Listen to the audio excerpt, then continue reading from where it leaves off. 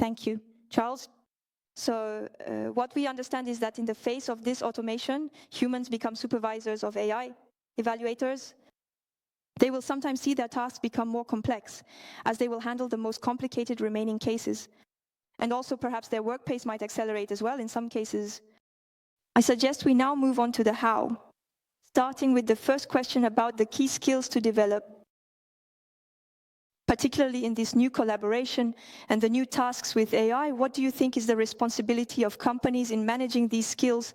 So Charles, I'll hand it over to you. Are there any questions? For me, it is extremely important that all companies provide their employees with AI tools. So the way we did it at Allen was with a fairly simple three-phase plan. Firstly, make the use of AI simple, meaning managing all the questions of privacy, security, and of simplicity of use, ensuring it is managed centrally so that the user within the company doesn't have to worry about all these questions, and make it as simple as writing something in a text field or even talking to your phone. So that's the first point, making it simple. The second point is to make it useful. It's absolutely necessary to show people in the company that AI is useful in their profession, in their everyday work. So the way to do that, in my opinion, is to find highly motivated people in the company, find use cases, see what they do and encourage them to show others who are doing something useful. If we look generally in all phases of automation, there are people who manage to catch the wave and become much more efficient than others. And we need to succeed in sharing these productivity gains. And the third point is to make it cool as a business leader. You need to reward people who do things, who take risks, who try new things with AI. And actually, with this fairly simple three-part recipe, I think we can succeed in transforming a company. In any case, that's how we did it at Allen. And I think it's extremely important to do it beyond just companies, throughout society. And for that, in my opinion, we need to do, as the minister said at the beginning, thank you, encourage adoption. Realize that the greatest risk is the lack of adoption, and stop spending too much time on risks that are quite theoretical and sometimes completely exaggerated. Thank you, Charles. Stanislas. I was saying make it cool. I know exactly that we're going to do this really well in the administration. We'll probably invent an acronym RCC so that no one can understand the thing in the end. I see the path, but Charles, you are obviously totally right. I think that the question of skills is, in my opinion, the most important one. And the AI revolution, AI must be the revolution of skills. I quote you an OECD study that measures the obsolescence of skills of executives in OECD countries since the 1970s. Same methodology, same way of doing things, etc. It was Muriel Pénicaud who quoted the results of this study to me to give her credit. 1970s, 30 years. That means with your degree, you could make a good part of your professional career overall. Today, using the same scientific methodology is less than 3 years. That means we have a 10-fold acceleration in the rate of obsolescence of executives' skills. And we have a system of training, valuing, and adapting skills, essentially, that has remained pretty much the same. We have won a number of battles, I say this proudly. I was part of a majority in a government that did things, especially regarding apprenticeships. I think it changes the game in a country. But have we really set it at the right scale? The question of adapting skills, and especially whether there was a degree in our country, I'm not completely sure about that. And I'm not completely sure about that in terms of public policy. And I'm not completely sure about that in terms of the tools and the capacity of organizations to be able to adapt. And so, in a world of accelerated skill obsolescence, obviously even more so by the topic that brings us together today, I think we need to stop thinking fundamentally about the management of employment and career paths as a box to tick in social dialogue. Madam Director, I say this, it's also for an HR director. Obviously the GEP meetings, etc. Topics that at the core we've sometimes approached by saying it needs to be as unthreatening as possible, because otherwise we won't sign a majority agreement with the unions. And it's a question that is so transformative and should really push us to deeply reconsider the way we even define the issue of skills. I'll say it here too, somewhat provocatively, but I think the job description in the old-fashioned way, where it takes 3 years, I say this, I've done it in the public sector, to redefine the skills framework. 3 years later, the project ends. It is obsolete at the very moment we have redone the job skills framework, and where we have put all the emphasis on hard skills, when in reality we are talking about jobs that will transform mainly with soft skills. And so we need to move from a snapshot vision to a film vision.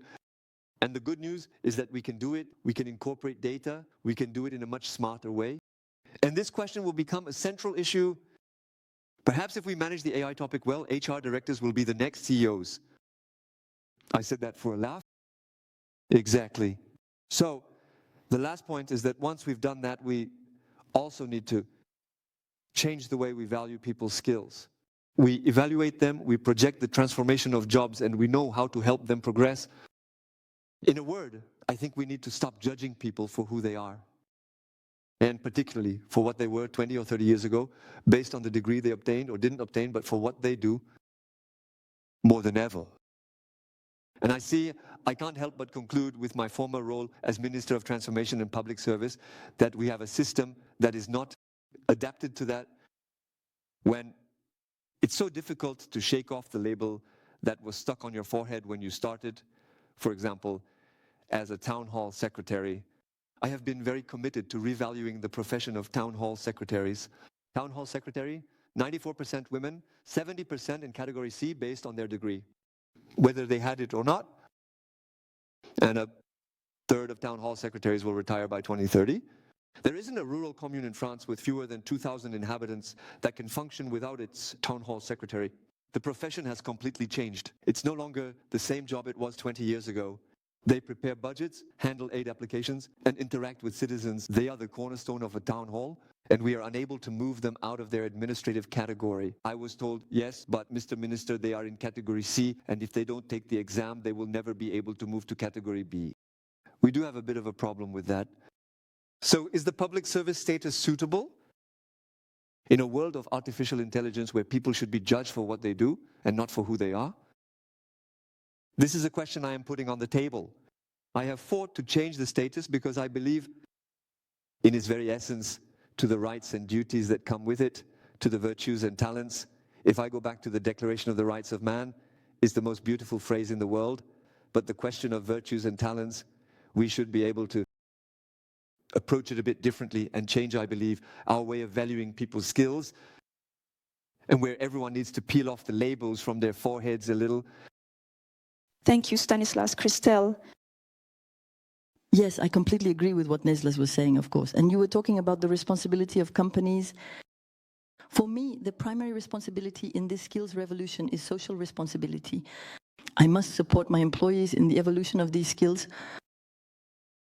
It's necessary, but how to do it? I will share with you a figure, an element that seems extremely interesting to me. Obviously, it's training, continuous training. But how to do that?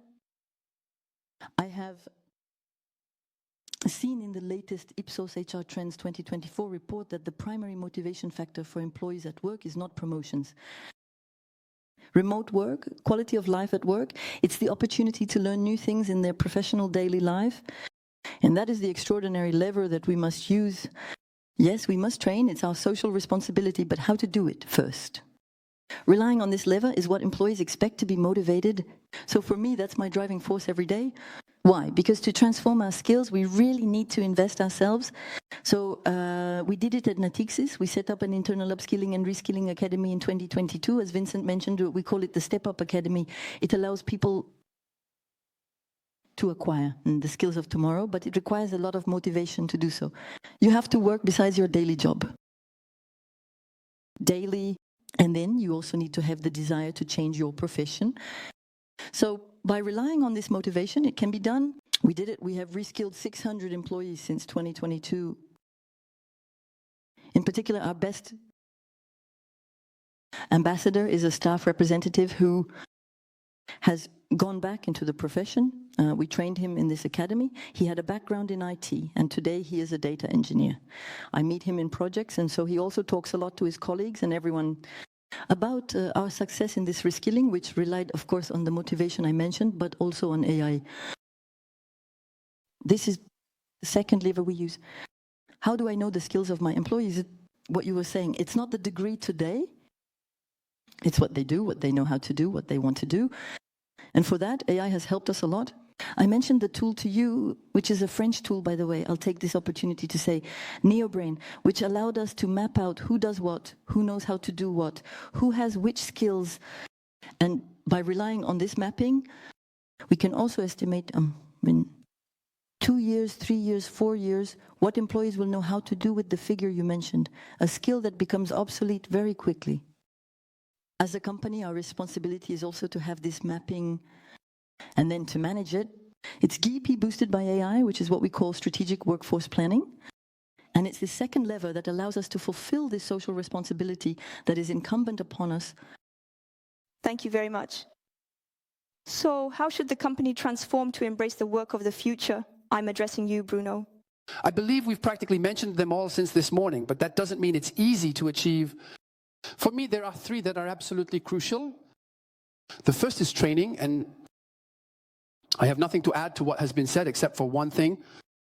The employer under French labor law has an obligation to ensure employability, to maintain employability. It's not only a social responsibility, but obviously in our country, we have been able to make it an element of the labor code. That's great, but there is a trade-off, which is the acceptance by employees, indeed, to enter into this logic of learning, of training. And less in a logic, as we too often see in companies, of a catalogue of 150 training courses offered by HR, from which you are invited to kindly make your choice if you wish, because that's what training is today in many companies. But indeed, the company, your job, your employability, it depends on your commitment. Whether we do skinning, reskinning courses, in any case, it's something that Atopix considers absolutely strategic. We support companies in this area. It's not that easy to engage employees. And there you go, to create this dynamic that is necessary. There are certifications, qualifications according to the level of the job, but it's still a huge challenge, what we call the skills factory. That is to say, this ability to change the perspective on training, to make it more than just a pressing obligation. That's the first element, and it's very important. The second is social dialogue. So it seems like it's somewhat essential for many managers, an essential part of a work transformation. Obviously, it goes better if there's a dialogue about quality, but in this case, it's more than that. The problem we face with a major transformation of work, as Vincent reminded us, is that there is inevitably a lack of trust linked to anxiety and the elements. And let's remember what we experienced during COVID. Today, we tend to sometimes look condescendingly at the issue of social partners, at the decline in union membership, at the social partners. But when there is a major transformation, when we have an issue like COVID, when we need to find people to sign at the bottom right, the resumption of activity in an uncertain health environment, suddenly they regain their full importance. Well, that's the challenge for AI. Engage, as you just described, concretely in social dialogue, because employees and their concerns at that moment, they delegate to union representatives a delegation of trust that is much more significant than what numbers and participation indicate. So in the face of this transformation, social dialogue is the way. It is an essential lever to create this climate of trust. So for me, these are really the 2 challenges. This ability to radically change our approach to training, to quickly address adaptation challenges because there is reskilling, because it will indeed be important in the coming years. And then secondly, how? Am I indeed engaging in social dialogue? A key element to spread this trust, beyond everything you have very well described, that is to say, we find these climates, these employee passports. How do I share from the CEO? And as you also mentioned, down to the first level of the company, this climate of trust around AI, use cases, etc. There is an AI education that is important, but we've already mentioned that since this morning. In any case, these are the 3 levers to succeed in the how. And finally, Charles, how should companies change their organizations to work well with AI? I think there is something extremely important, which is that AIs are nothing without such context. An AI, if you ask a question about your company to an AI, it will likely say, something very bland or completely off the mark. If you don't provide it with context about the company, and so there is something fundamental, in my opinion, in the organization of companies that must change, which is transparency. It's about how much people in the company should have access to information. They must have access to the decisions that are made throughout the company. Historically, we were limited by communication channels, and so the best way we found was hierarchy. The manager passes it to the sub-manager and so on, etc., who's going, and the information reaches the field employee. In fact, with AI now, we are able to take information from the entire company, process it, and make it digestible for anyone in the company, and thus transform companies for a better flow of information. I think it gives much more power to everyone, which will also rebalance the power dynamics between employees and their leaders. That is to say, an employee who will be used, when used wisely, AI will have much more leverage compared to, historically, someone who was just an executor. And so the key is also to realize this so-called shift in power dynamics, if it has to be a power dynamic,